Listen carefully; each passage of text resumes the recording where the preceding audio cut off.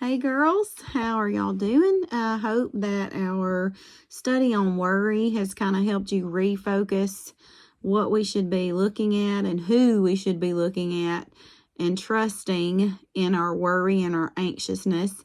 It has led me to something that I feel like we need to study the next few weeks. And then we're going to start a summer study. It's going to be 10 weeks long, and it's on God's promises. So be looking for a little picture. You can invite your friends to join us this summer to study on God's promises. But as we wrapped up worry, it made me realize that a lot of our worry comes from not trusting God, not really fully putting our focus and our eyes and our thoughts on Him. And it made me go back to our foundational verse. I don't know if all of you know, but at the top of our GroupMe app, our foundational verse is pinned. If you want to go find it, it's Proverbs 3, 5, and 6. It says, "Trust in the Lord with all your heart and lean not on your own understanding. In all your ways acknowledge Him, and He will direct your paths." If we're going to live life in full faith and trust in God with no worries and no anxiousness, we have to trust Him. So these next 2 weeks, we're going to kind of look at these verses and study on what does it really mean to trust. So this week, we're going to start in that Proverbs chapter 3, where our foundational verse is found. Just a little backstory. Proverbs was written by Solomon. Solomon was David's son, and he was second in king of Israel after his father David passed away. Solomon wrote Proverbs, Ecclesiastes, and Song of Songs. And my Bible tells me that he wrote this to give knowledge and wisdom to the people, to provide them ways to look and learn from God to gain wisdom. And so that's where this trust verse comes. But what I want us to do is to really pray, to ask God to reveal through these proverbs.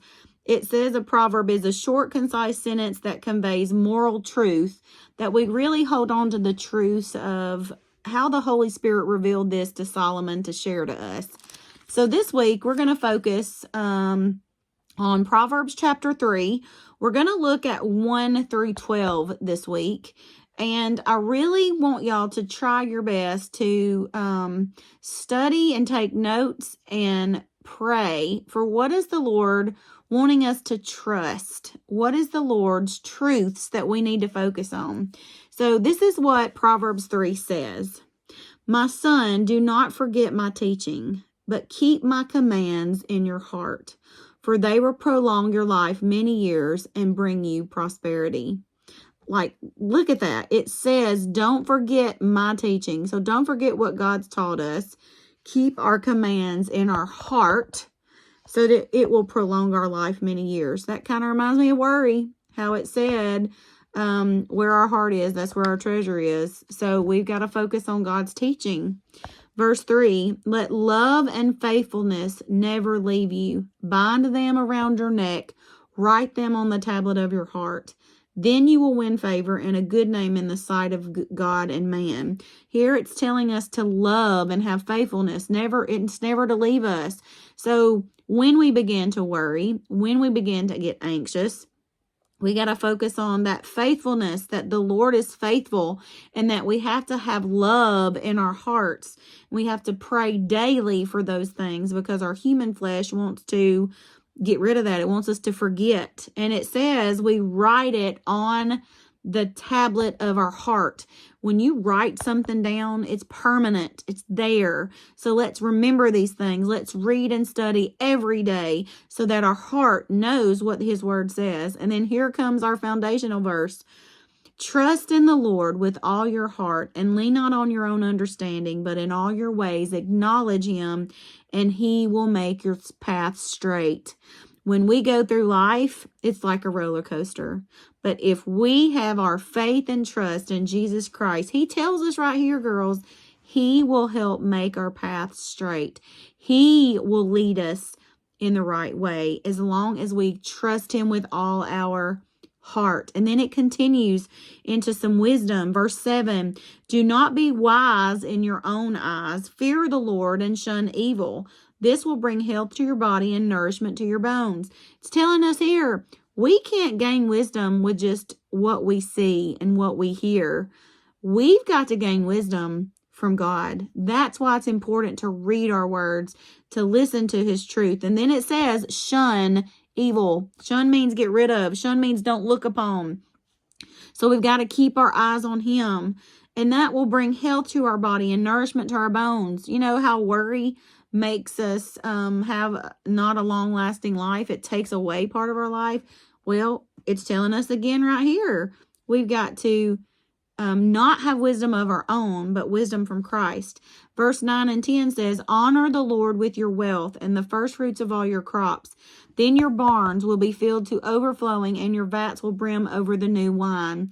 We'll study this a little bit more later in another topic, but this is talking about our wealth as in what God does good for us, all the good things that he does. We need to bless not only giving it back to him like churches with tithing, but also giving of our time. So this is telling us here we honor him by doing that, by giving him those first fruits, that tithing, helping others in need. It doesn't always come monetarily. It could come by you praying with a friend. It can come by buying groceries for somebody who needs it or clothes. So this is not just always money, but it's doing things in honor of the Lord. And then 11 and 12 says, my son, do not despise the Lord's discipline and do not resent his rebuke, because the Lord disciplines those he loves, and as a father, the son he delights in. We've got to remember, when we are convicted, when we feel ashamed and want to hide from the Lord, that's his discipline through the Holy Spirit to convict us. It doesn't mean he is resenting us. It doesn't mean that his rebuke is bad. Think about it. When teachers or your parents get on to you, it's because they love you. If they didn't love you, they wouldn't care. And that's what the Lord does for us. And it says in verse 12, because the Lord disciplines those he loves, as a father, the son he delights in. He loves you. He delights in you. And he wants us to trust him in all things. So this week, as you read, try every day to get in the GroupMe app, comment, read the things that I want you to think about every day.